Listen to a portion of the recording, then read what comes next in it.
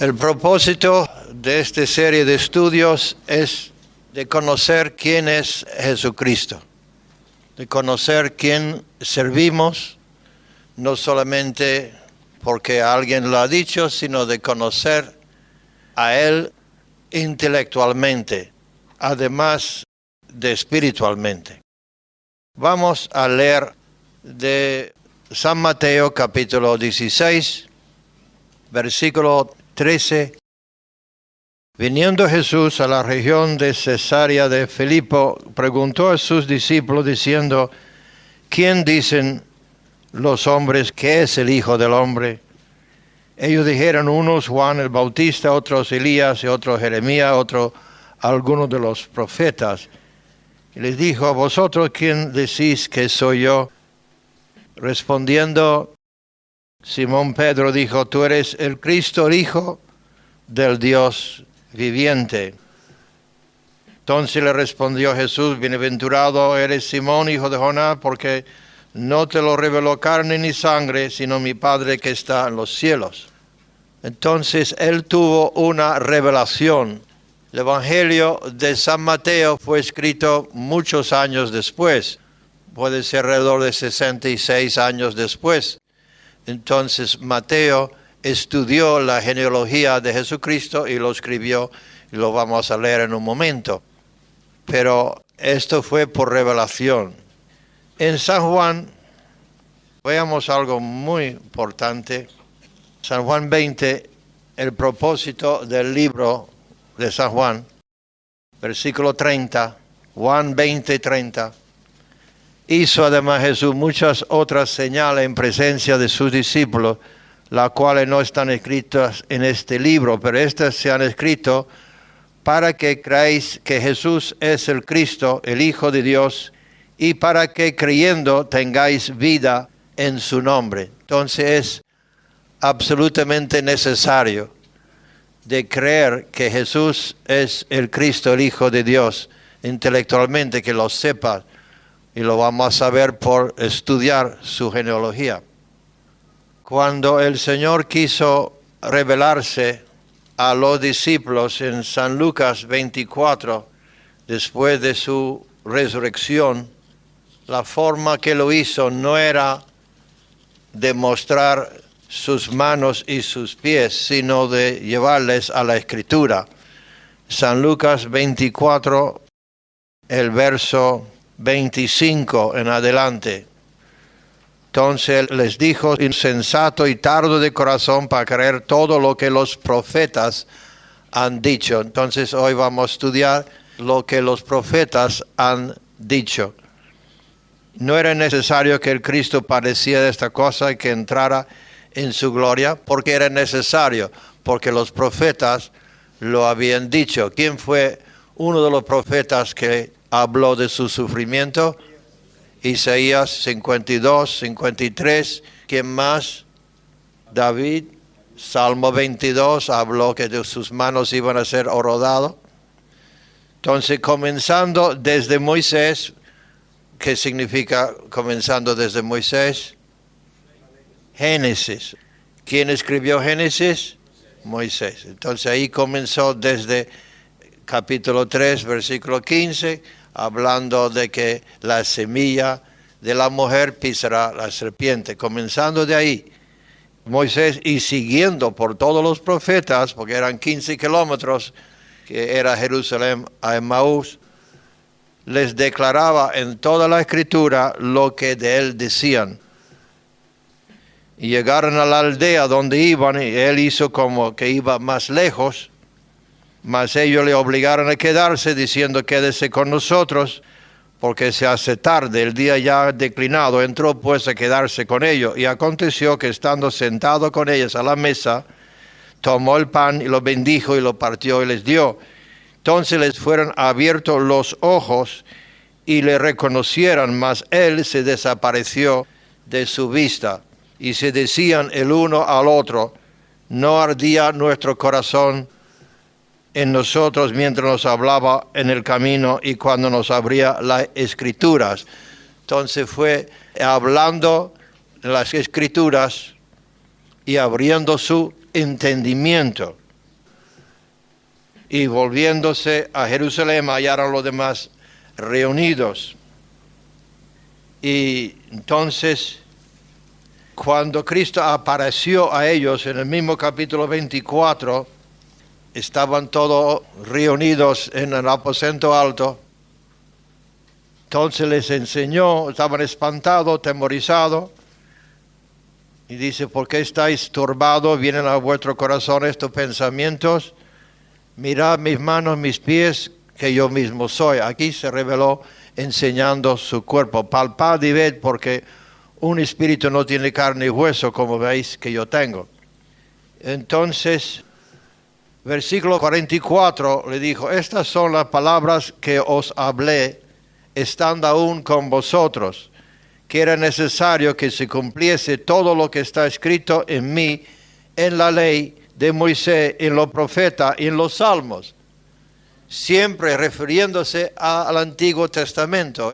Es la tierra de la cual sale el árbol del reino de Dios. Y tenemos que entender que Cristo cumplió todo y toda nuestra fe está basado en las Escrituras, el Antiguo Testamento. Y les abrió el entendimiento para que comprendiesen la Escritura. Y eso es lo que estoy intentando, de abrir su entendimiento. Le dijo, está escrito, así fue necesario que el Cristo padeciese y resucitase de los muertos al tercer día, y que se predicase en su nombre el arrepentimiento y el perdón de pecado en todas las naciones, comenzando desde Jerusalén. Y esto es el encargo a la iglesia, la comisión a la iglesia. Cuando tú y yo conocemos con el entendimiento quién es Jesucristo, nuestra comisión es predicar a las naciones. Y hay muchos que han tenido alguna experiencia. Yo, por ejemplo, tuve una experiencia del nuevo nacimiento. Con 8 años yo no entendía nada, pero nací de nuevo. Pero ahora y con el tiempo he aprendido que me pasó. Me pasó algo, pero no sabía qué era. Y hay muchos que le pasan algo, pero no saben. Hablan en nombre de Jesús y no saben quién es. Entonces, cuando tú sabes quién es, tú sabes que es el Rey de gloria, el Rey de reyes y Señor de señores, y no tiene que estar entre dos aguas a ver si entrego al Señor o no me entrego, si creo Él y no creo.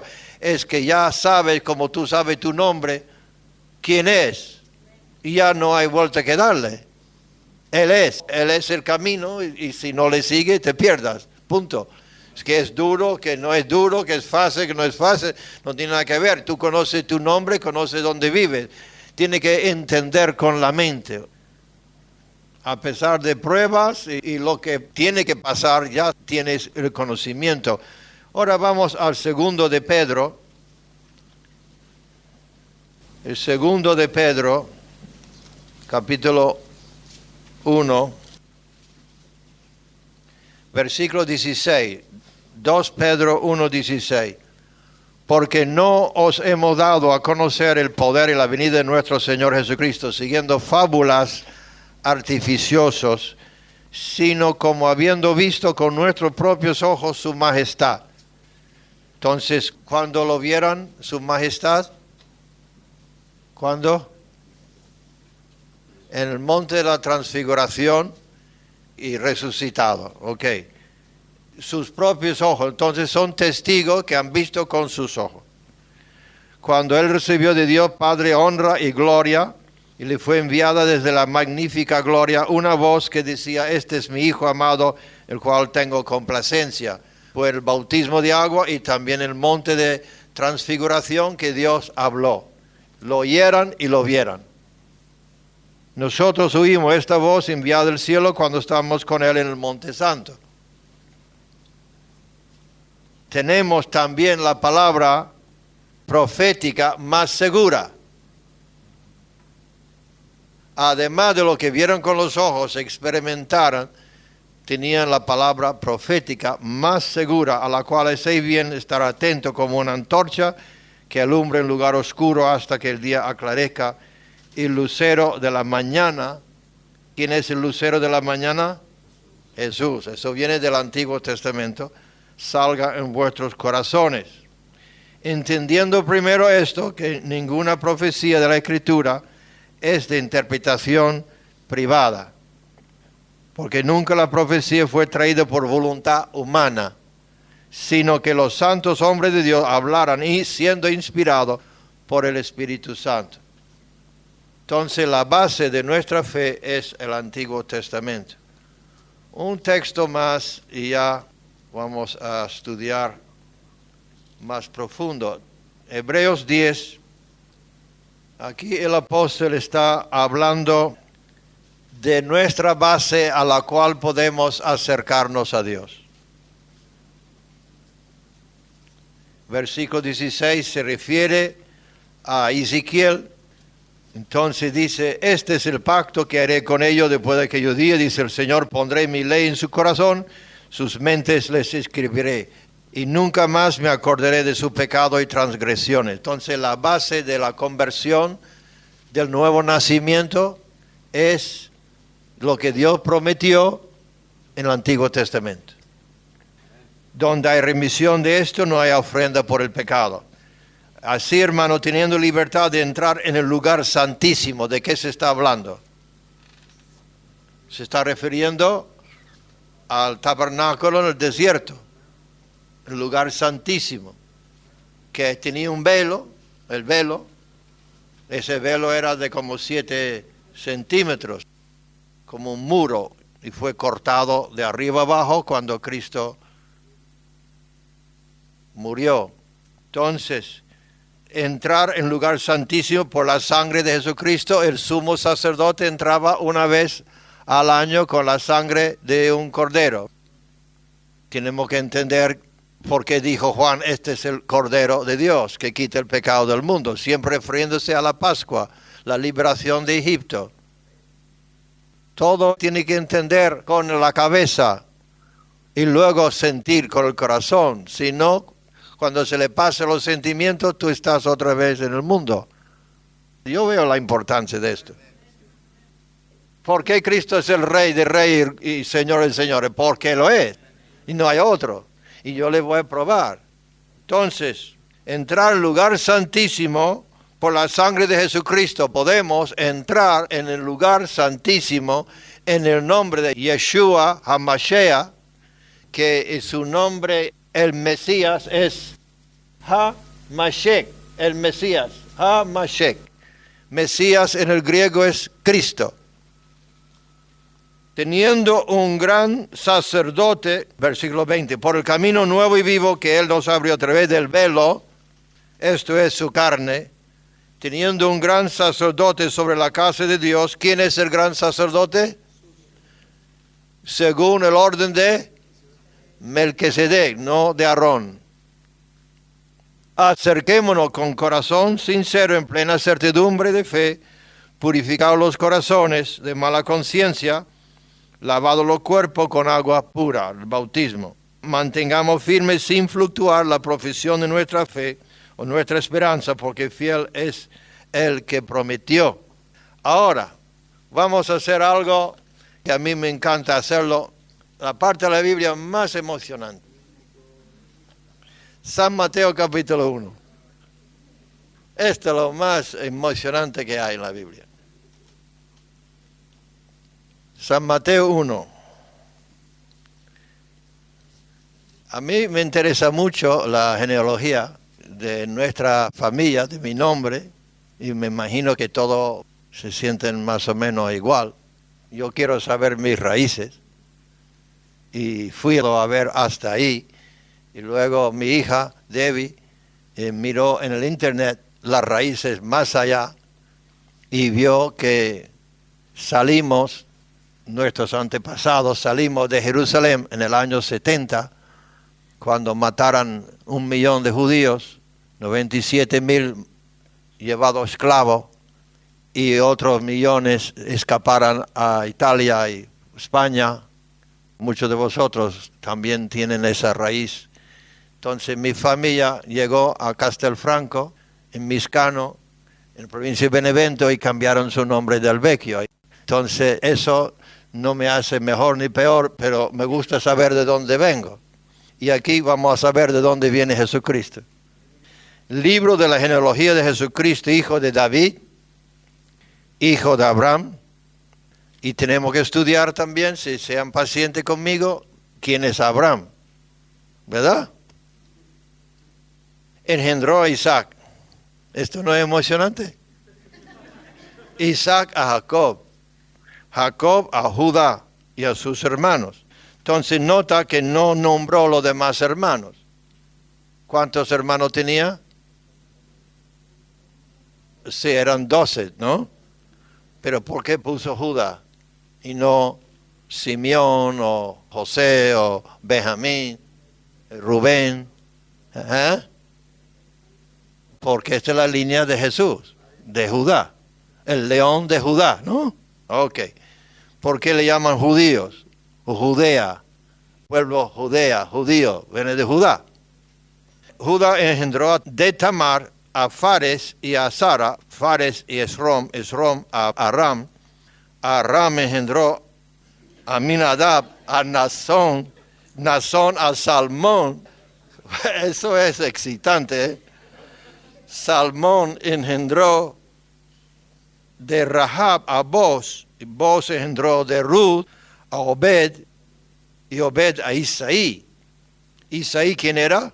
Isaí engendró al rey David. Tienen muchos otros hermanos, pero no ponen ninguno, ponen nada más la línea de Jesús.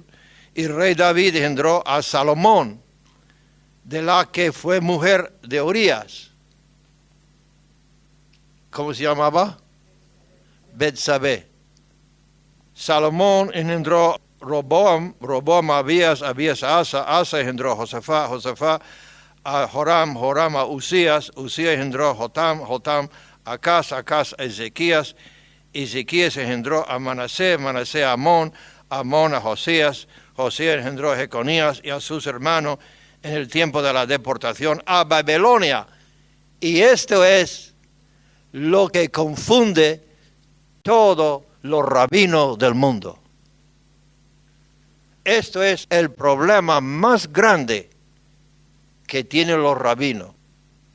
El versículo 11. ¿Tú ves que va a aprender cosas? Termino. Después de la deportación a Babilonia, Jeconías engendró a Salatiel, Salatiel a Zorobabel, Zorobabel engendró a Abud, Abud a Eliquim, Eliquim a Azor, Azor engendró a Sadoc, Sadoc a Akim, Akim a Elud, Elud engendró a Eliezer, Eliezer a Matán, aleluya, Matán a Jacob.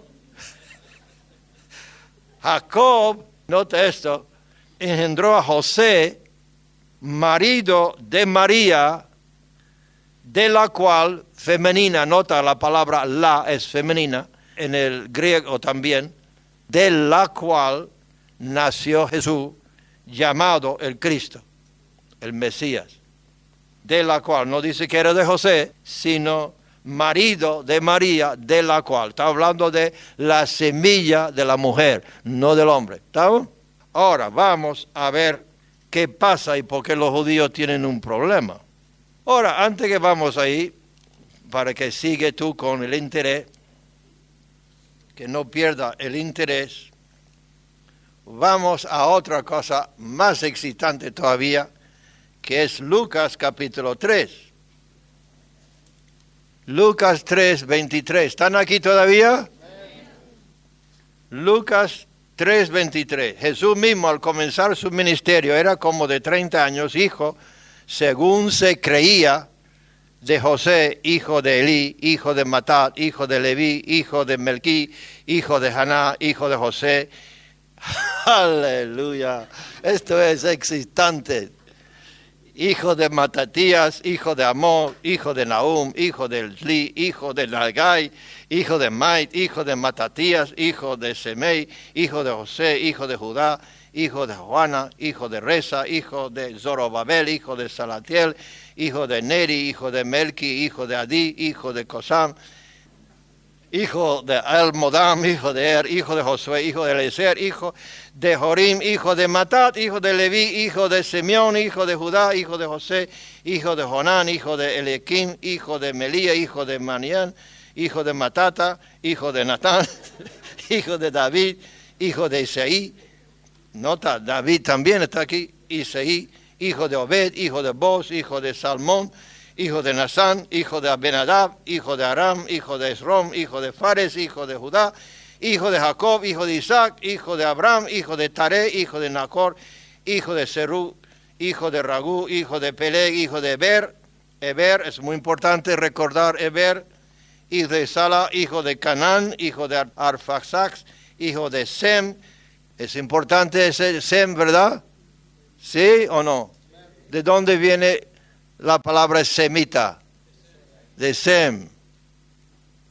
Hijo de Noé, hijo de Lamec, hijo de Matusalén, hijo de Enoch, hijo de Jared, hijo de Malaleel, hijo de Canaán, hijo de Enos, hijo de Set, hijo de Adán, hijo de Dios. ¿Y por qué son dos? ¿Por qué son dos genealogías diferentes? Uno de José y otro de María. La que acabamos de leer, ¿de quién era? Era de María. Esto es impresionante. Yo creo que vosotros no estáis captando esto. ¿Qué hemos leído en Mateo en el capítulo 1? Entonces, el problema más grande de los rabinos está en el versículo 11 de Mateo 1. Josías engendró a Jeconías y a sus hermanos en el tiempo de la deportación a Babilonia. ¿Por qué es tan difícil ese versículo? ¿Por qué es el problema más grande de los rabinos mundial? Simplemente vamos a Jeremías 22, 28. Aquí pone Conías, que es el mismo hombre. Conías o Jeconías era descendiente de Salomón.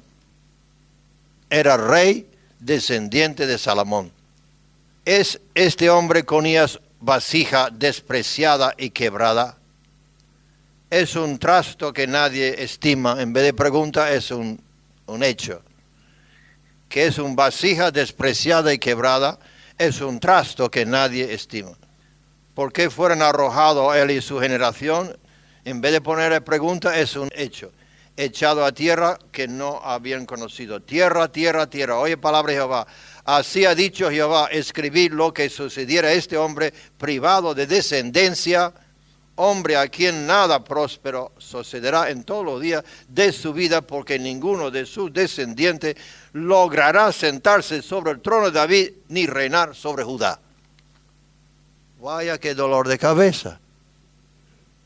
Si la línea del Mesías viene de David y de Salomón, porque Salomón reinó y el linaje de Salomón produjo este hombre Jeconías, que tiene una maldición encima, que ninguno de sus hijos pueden sentar sobre el trono y ser el Mesías. ¿Dónde van a sacar al Mesías?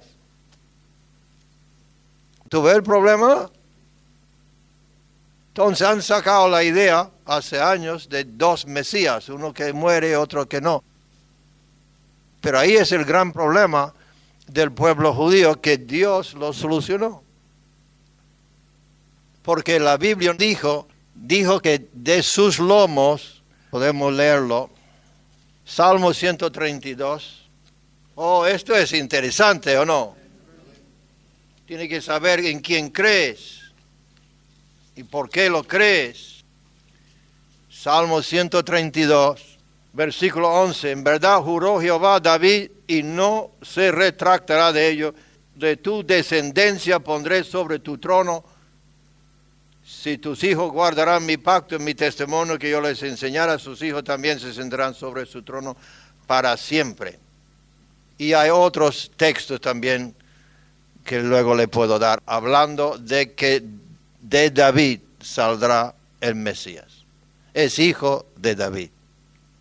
La forma que Dios solucionó este problema era por el nacimiento virginal de Jesucristo. porque todos los hijos de José, naturalmente, los que siguieran a Jesús, porque él tenía otros hermanos, ¿verdad? ¿Quién era uno de sus hermanos? Jacob, que era el obispo de Jerusalén. Todos sus hermanos estaban bajo la maldición. No podían ninguno ser el rey. Entonces Dios lo solucionó fácilmente, porque no dijo Dios de que de Salomón tenía que venir, sino de sus lomos, de su descendencia. Entonces eligió Natán. Y la Virgen María eran como primos lejanos. La Virgen María viene de Natán, de David, sin maldición. Entonces Cristo recibió la herencia del trono de David a través de su madre. El padre era el Espíritu Santo, ¿no? Ahora José, que era la línea que reinaba, adoptó a Jesús. Entonces las dos líneas, la de Salomón, que era el rey, la de Natán, que tenía el derecho de reinar por ser el primogénito, los dos se unieran en un solo hombre, la semilla de David. Las dos líneas terminaron ahí. Ya no puede haber otro, porque una línea está debajo maldición y la otra, por la Virgen María, por nacimiento del Espíritu Santo, ahí termina las dos líneas. Ya no puede haber otro Mesías. El que venga después, mentiroso. Ahora, hay 300 profecías acerca de Mesías. El Mesías es el que va a bendecir el mundo, ¿no? La Biblia dice de Abraham, en tu semilla todas las naciones del mundo serán bendecidas. Todas las naciones, en tu simiente, ¿no? No Ismael, sino Isaac. Vamos a comenzar del principio entonces, ¿no? ¿Dónde comenzamos? Génesis. Vamos a leer antes de llegar a Génesis. Vamos a leer Isaías. Isaías 7, versículo 14. ¿Cuántas profecías hay acerca de Jesús? 300 que aceptan las iglesias evangélicas. Los judíos tienen aún más. Esta es la que les voy a leer. Es uno que ellos no aceptan. Isaías 7:14. Por tanto, el Señor mismo os dará señales aquí que la Virgen concebirá, dará a luz un hijo y llamará su nombre Emmanuel, que significa Dios con nosotros. Isaías 9, tenemos aquí el problema que los judíos dicen que no puede ser adoptado, tiene que ser de David, no adoptado. Entonces es de María, por el nacimiento virginal, es adoptado por José. ¿Y cómo vamos a dar la vuelta? ¿Cómo vamos a ver aquí? Isaías 9, 6. Porque un niño nos es nacido. Entonces aquí habla del nacimiento de Jesucristo, nacimiento normal de la Virgen María. Luego dice, hijo nos es dado. Eso puede ser la adopción. Hijo nacido, hijo dado. ¿Tú ves la escritura cómo es? Y el principado será sobre su hombro. Principado significa el gobierno del mundo sobre su hombro, como Rey de Reyes, Señor de Señores. Y se llamará su nombre. Ahora, estos no son los nombres, son los atributos. El nombre es Yeshua HaMashiach. Se llamará su nombre admirable. La palabra admirable significa inescrutable, que no se le puede comprender. Inescrutable. Consejero, Dios fuerte. Aquí veamos la divinidad de Jesucristo. Padre eterno, no es un pronombre, es que es eternamente Padre. Príncipe de paz. De lo delatado de su imperio y la paz no tendrán límite sobre el trono de David y sobre su reino, disponiéndolo y confirmándolo en juicio, en injusticia, desde ahora y para siempre. El celo de Jehová de los ejércitos hará esto. Entonces ahí vemos el nacimiento, la adopción. La línea de Salomón produjo José. José tenía la línea de Jeconías, que era maldito. Entonces sus hijos no podían ser rey. Dios utilizó la línea de Natán. José lo adoptó legalmente, fue su hijo. María lo engendró por obra del Espíritu Santo. Terminó las dos líneas ahí. No hay otro que se puede llamar el Mesías, sino Jesús. Yeshua HaMashiach. Aleluya. Es el Hijo de Dios. Ahora, Pedro lo tuvo como revelación. Tú eres el Hijo del Dios viviente. Nosotros lo tenemos porque está escrito en la palabra. La Biblia habla de dónde iba a nacer. Eso es interesante. Hay muchas cosas, pero yo termino con eso. Miqueas 5:2.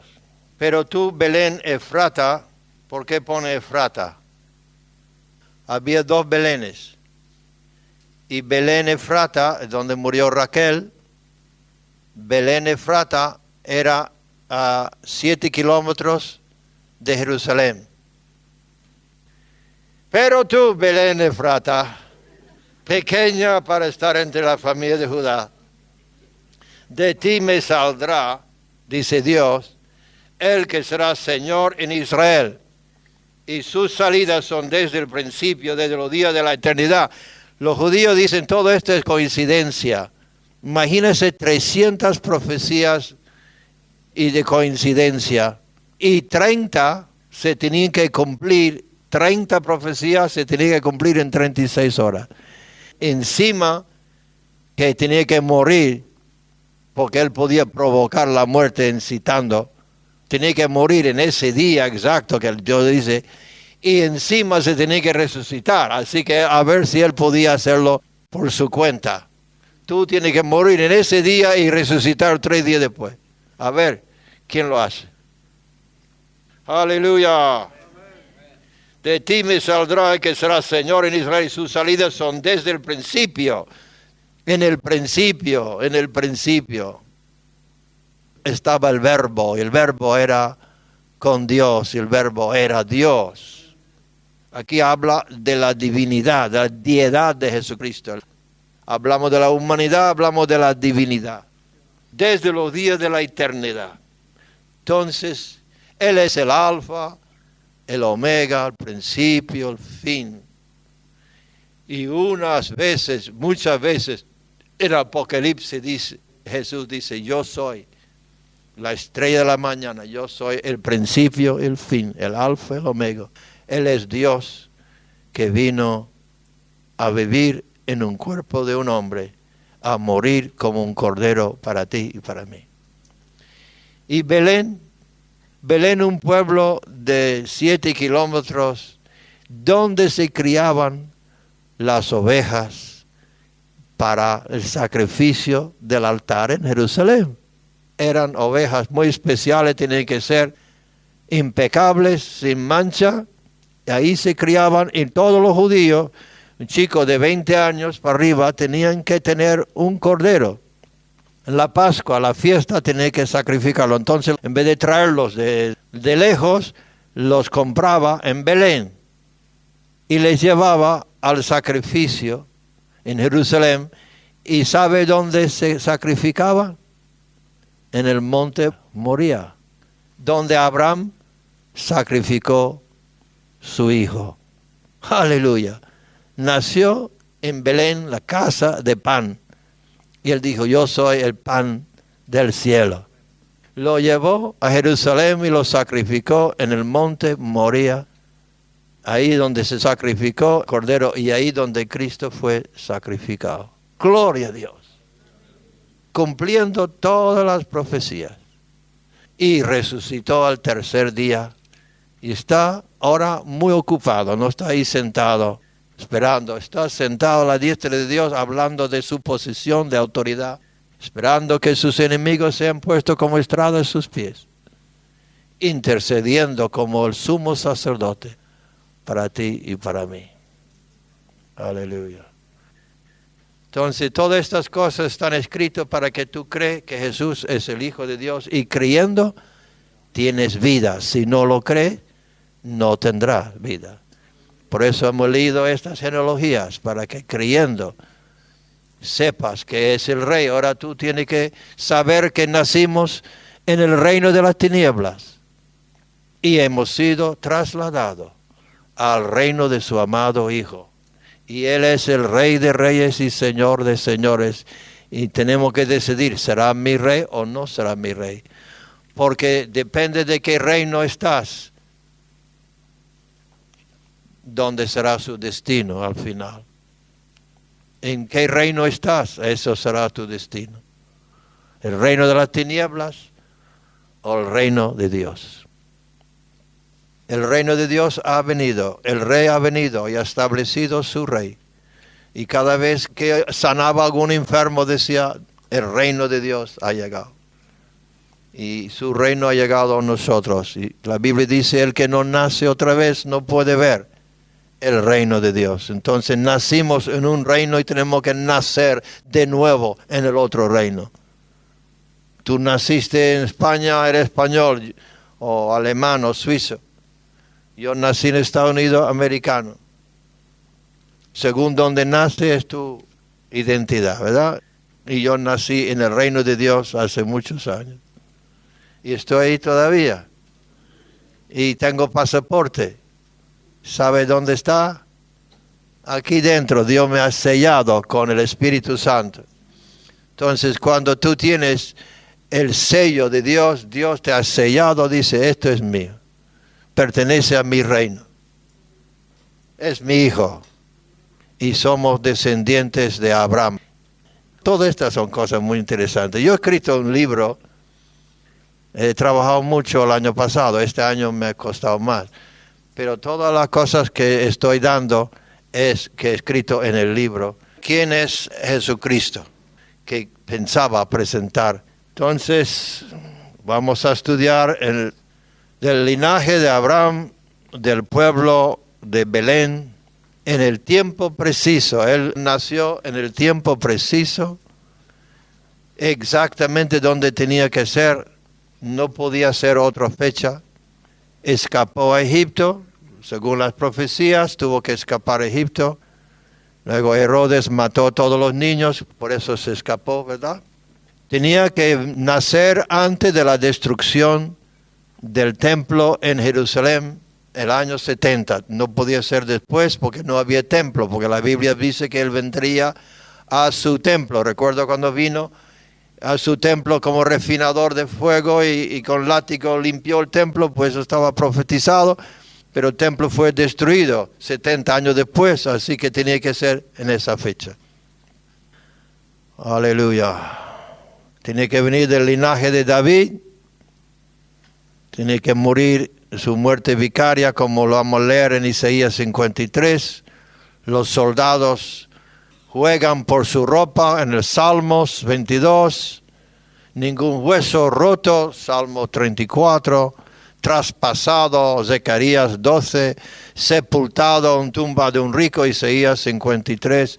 Resucitado, Salmo 16. Asentado a la diestra de Dios Padre, sacerdote eterno. Esas son todas las profecías que vamos a ir estudiando.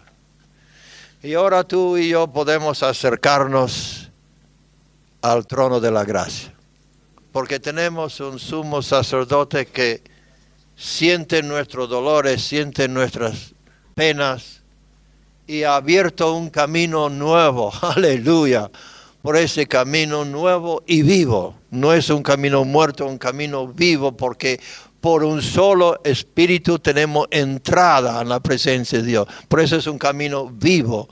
Es un camino del Espíritu Santo. En el nombre de Yeshua HaMashiach entramos en la presencia de Dios. El velo ha sido cortado. La sangre ha sido derramada sobre el altar, pagando por tus pecados y mis pecados. La cuestión no es que tú puedes pagarlo ni comprarlo. El precio es demasiado alto, jamás podrá comprar la salvación. Es por la fe. Recibe el don de Dios, recibe el Rey de Reyes, recíbelo como tu Rey. De aquí adelante tú tienes que decir, ya no vivo yo, sino vive Cristo en mí. Y la vida que ahora vivo, la vivo por la fe en aquel que murió y resucitó por mí. Cristo es el Señor, en griego kurios, Yahweh es el Señor. Nombre que sea, pero sabemos quién es. Es el hijo de David, es el hijo de Dios. Y es la semilla de la mujer que pisará la serpiente. La serpiente ha mordido a cada uno. La serpiente nos ha mordido todo. Y la Biblia dice que cuando el pueblo de Israel pecaran, rebelaran, salieran serpientes de fuego que les mordía y se morían a millares. Y Moisés clamó a Dios y dijo, ¿qué hago? Y Dios dice, hazte una serpiente de bronce, póngale sobre un asta, y todo el mundo que mira, en ese momento que mira, será sano de la mordidura, del veneno de esa serpiente. Entonces esa serpiente representa el pecado. En la cruz Cristo se hizo pecado. Estos todos son símbolos, pero todo es de la palabra. Cristo fue hecho pecado. En la cruz llevó mis pecados y tus pecados. Y cuando tú miras los ojos de la fe, y con esa fe diciendo, Él llevó mi pecado sobre su cuerpo, mis enfermedades, mis dolores sobre su cuerpo. Y en esa mirada de fe, el veneno es cortado y parado. Y ya no tenemos que morir. El que cree en el Hijo de Dios tiene vida. Y el que no cree no tiene vida. El veneno sigue funcionando hasta que te mata. Pero ya para, porque miramos al Salvador. Aleluya. Y si alguno peca, tenemos un abogado con el Padre, Jesucristo, el justo.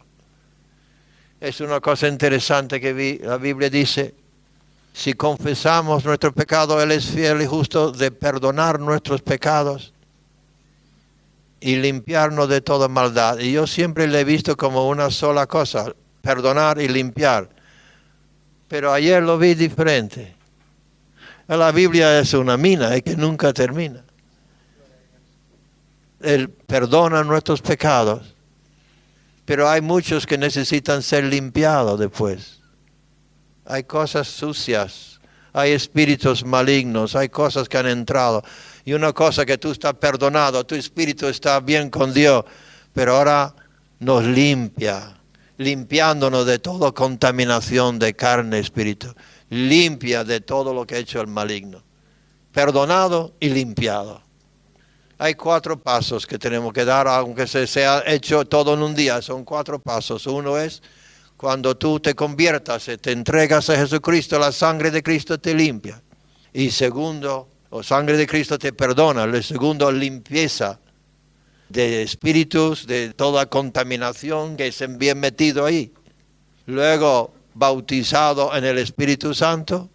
Y cuarto, con sanidad emocional. Son 4 pasos que pueden ser en un momento, pueden ser en 10 años, ¿no? Primero, la conversión. Cristo en tu corazón. Segundo, limpieza, porque hay gente que viene y dice, ora por mí para que yo reciba el Espíritu Santo.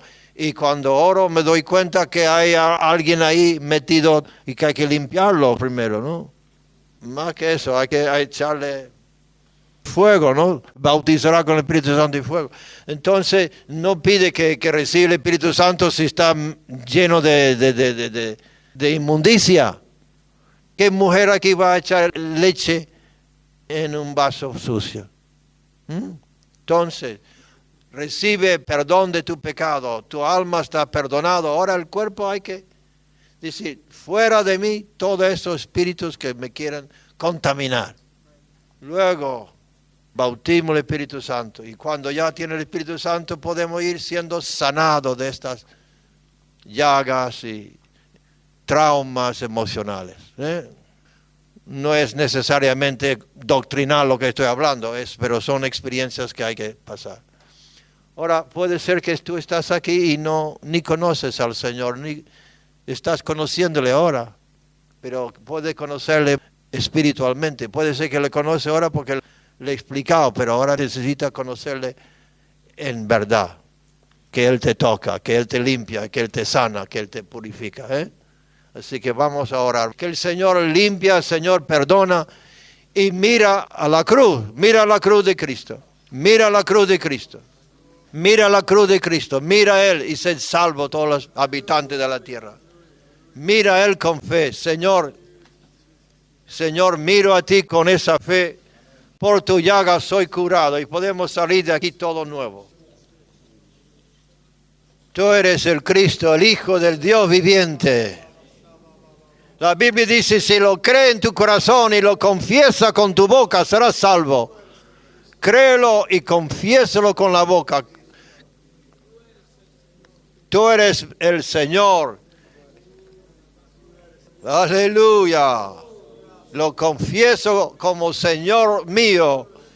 Entro en tu reino, entro en el reino de Dios. Aleluya. Creen en el Señor Jesús. Creen. ¿Lo crees? Estas cosas están escritas para que creéis y creyendo tenéis vida eterna. ¿Crees que tienes vida eterna? ¿Crees que tus pecados han sido perdonados? El que cree en el Señor pasado de las tinieblas a la luz, del reino de Satanás al reino de Dios. Dios no te va a cobrar dinero, solamente pide la fe. Aleluya.